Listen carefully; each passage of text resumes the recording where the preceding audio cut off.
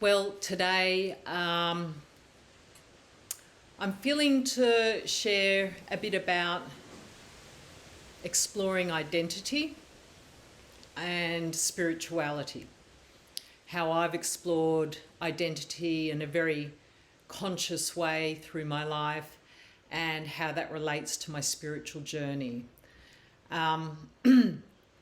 So I've recorded another video which is about homosexuality and spirituality, where I've shared my journey with homosexuality. So there you go.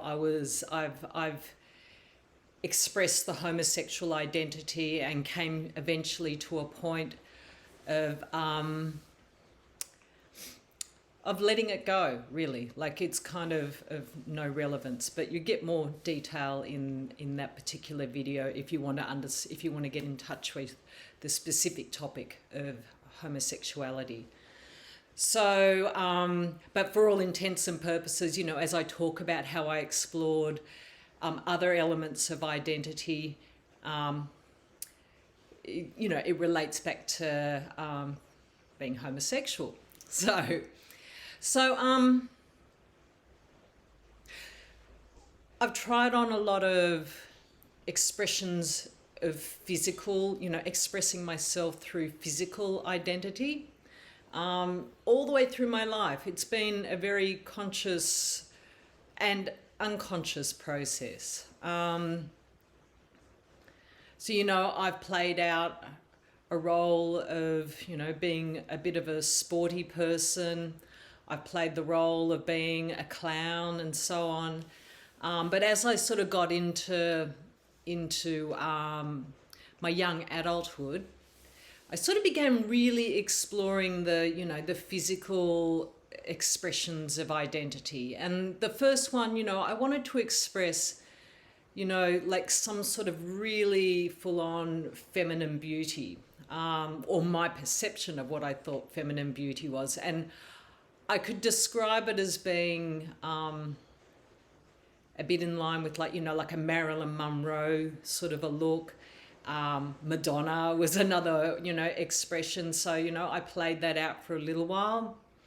And then I let go of that and I moved on to more a particular expression of lesbian physical expression.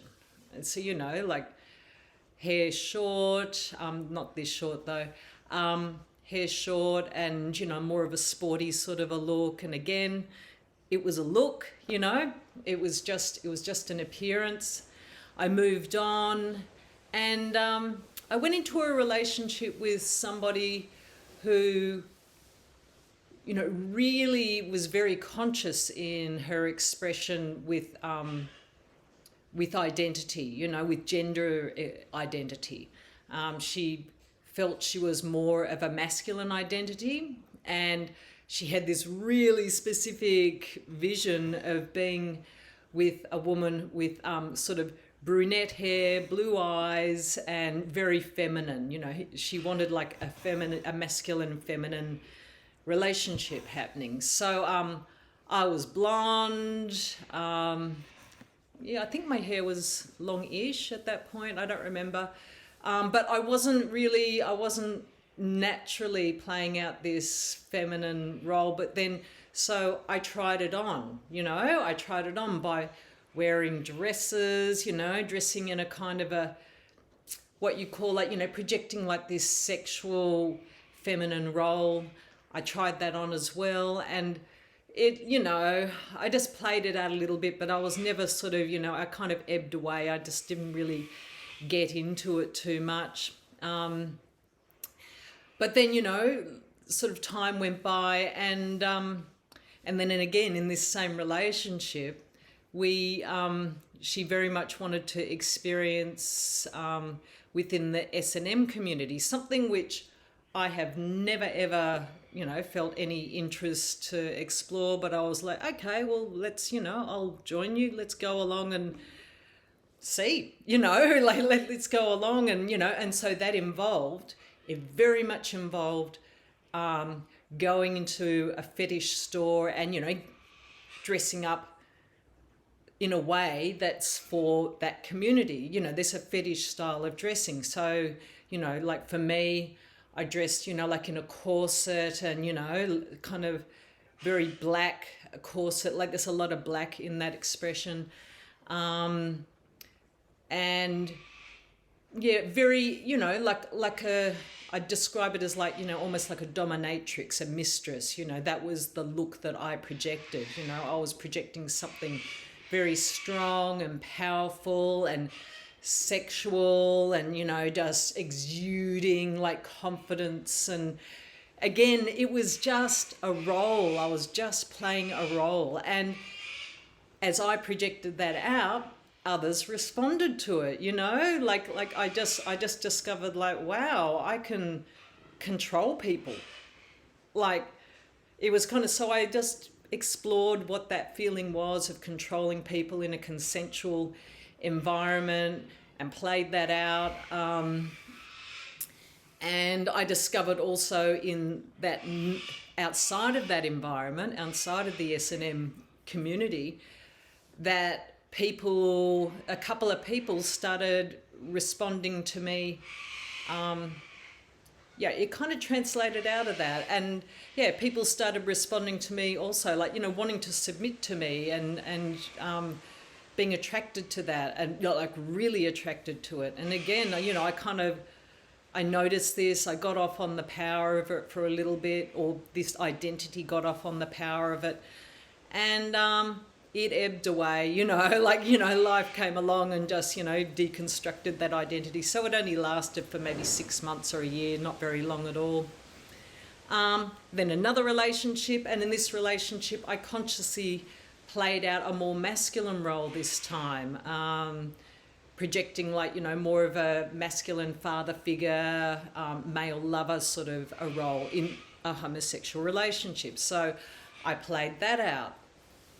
I also explored, like, you know, physically, like cross-dressing and playing with, you know, my physical identities, like, you know, drawing on like a mo and a kind of a beard and dressing up. But although I, you know, I didn't sort of hide the fact that I was a woman as well. Like, you know, I had like this very masculine appearance with my face, and but, you know, I still kept, you know, my breasts as a part of the expression. So, you know, there was kind of like this mingle and exploring of, you know, gender fluidity, I guess. And I see there's a lot of that happening. It's become more and more common in the world. And so that's what I was doing, you know, I just played with that identity. And again, it was just interesting to experience life as I went to a couple of queer parties, and I sort of discovered what it felt like to be cruised by gay men. I won't say straight, because I mean, I know what the experience is like as a woman when a man sort of, you know, directs their sexual attention upon you. But as a straight, as a someone who's, you know, expressing this gender fluidity, you know, which was more masculine looking, quite a lot of men were attracted to me. They knew I was a woman. Like, you know, I have, you know, sexy bra on and everything. Like, you know, it was really obvious that I was playing with it. But still, men found that attractive, you know, because there was a masculine, very strong masculine look about my face. And I found men came in really invaded personal space. And it was something I'd never experienced before, like having my personal bubble, like, you know, them coming right in to, you know, show that they were interested sexually. And, you know, of course I rejected it. But again, you know, it was like, wow, that's interesting. You know, I discovered something from that too. And then, you know, just this whole, and then eventually this whole expression of identity thing sort of, it just began to ebb away. And as I began my spiritual journey, you know, I began to like really question these identities that come with the physical body. I questioned, you know, like, what is feminine? You know, what is it to be a woman? And also, you know, the question, and that led to the question of like, well, why am I holding on to a sexual identity? Again, It's a physical identity. And, you know, I just realized, you know, as I came to terms with, you know, understanding some answers about homosexuality that I was seeking, which again, you'll find in that other video that I've recorded, I discovered that, you know, identity is not that, particularly that identity that we associate with our physical bodies. It's not who we are. It's something that it's amazing to go about the journey of exploring and everything, but it is not who we are, because this physical body, it's going to go. It dies, you know, it's going to leave the earth. So, you know, you don't take any of the identities that I've talked about. They don't go with you to the spiritual realm. You may hold the memory of them, of these roles, in your higher bodies, in your emotional, in your mental, and your identity body. You know, that can still stay there. So, you know, possibly if you're going to reincarnate, then you can bring through, you know, you'll be bringing through this belief in identity through to the next embodiment, and who knows how you'll play it out, whether you're going to learn a lesson or whether you just want to express it, or both, you know. So I think the message here that I'd like to share is that identity is fluid, but also it's not permanent. You know, it's not who we are ultimately. And, you know, in me exploring all of those different physical identities, you know, I learned about myself, but I'm really, you know, I never stuck and held on to anything.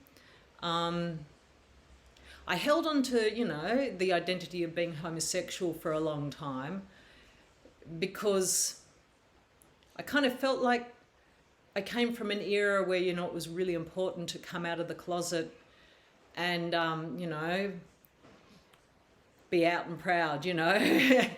And so I sort of thought, well, that makes, you know, that means that's who you are, you know. And I discovered also that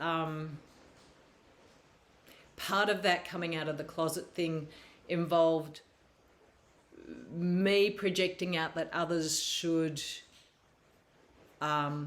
use the same, like, reference my identity. It's kind of hard to put it in words. Okay. And I discovered that, you know, like when it was particularly with my mother, she was the last person I came out to. And when I did come out finally, like, you know, it was maybe 15 years on into, and she always, you know, she knew, she saw me with girlfriends and stuff. She didn't see anything physical happening, but, you know, it was obvious. It was very obvious that I was having relationships with women. And, but I came to a point where, you know, I kind of demanded, you know, you have to accept I'm a lesbian. And she didn't want to. She just did not want to. She said, I can't say it, you know, I can't tell other people that. I can't accept it. I don't see you that way. And you know, we hit a real impasse at that point, because I was demanding that she change her vision of me for me, you know what I mean? And the lesson in the long run was kind of like, well, you know, does she have to?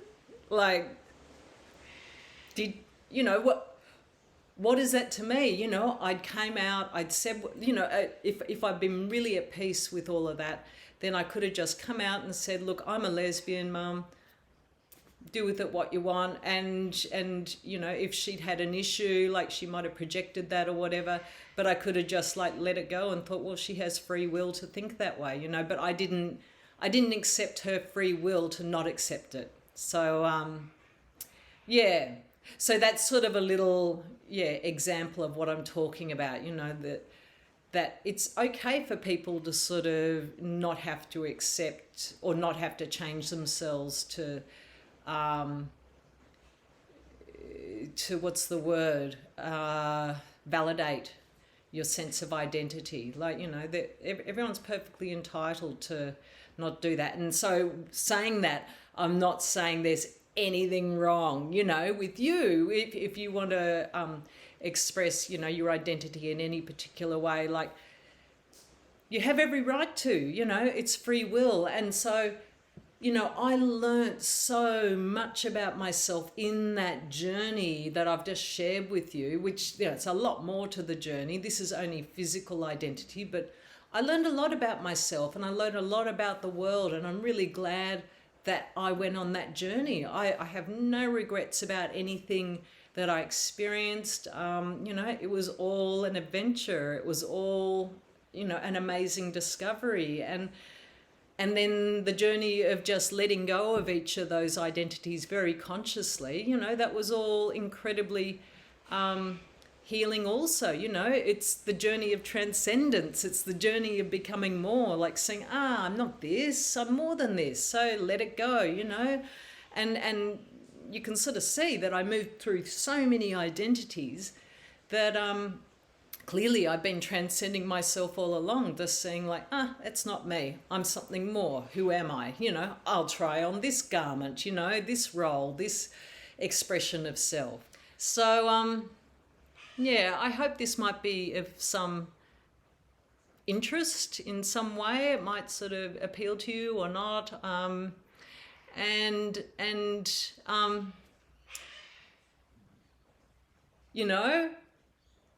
Again, like I said in that last video about homosexuality, just accept your exploration where it's at. I accept every stage of my exploration of identity, and, and I accept yours too. So may you learn from it, your journey of exploring identity.